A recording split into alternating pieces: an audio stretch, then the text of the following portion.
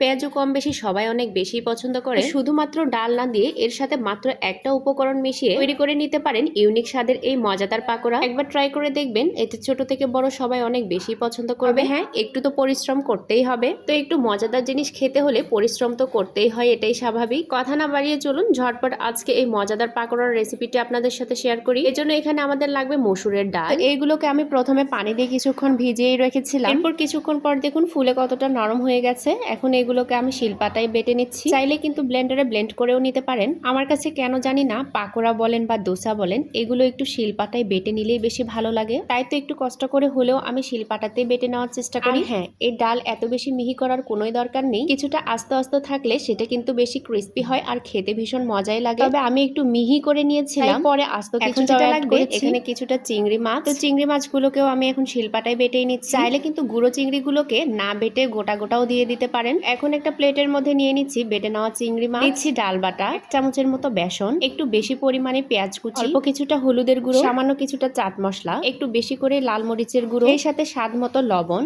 অল্প কিছুটা রসুন বাটা দিয়ে পানি ছাড়াই সবগুলো উপকরণকে খুব ভালোভাবে হাত দিয়ে মেখে নিচ্ছি। চাইলে কিন্তু এখানে সামান্য চালের গুঁড়ো সেই সাথে ধনিয়া পাতাও অ্যাড করে নিতে পারেন। তবে আমার হাতের কাছে এগুলো কোনো কিছুই না থাকার কারণে আমি এগুলো ব্যবহার করিনি। এখন একটা কড়াই বসিয়ে সেখানে পরিমাণ মতো তেল দিয়ে দিয়েছি। তেলগুলো হালকা গরম হয়ে আসা পর্যন্ত একটু অপেক্ষা করব। তারপর একে একে পাকোড়া শেপে সবগুলো দিয়ে দিচ্ছি। এখন একটু সময় নিয়ে একদম লো হিটে এইগুলোকে লাল লাল করে ভেজে নিব।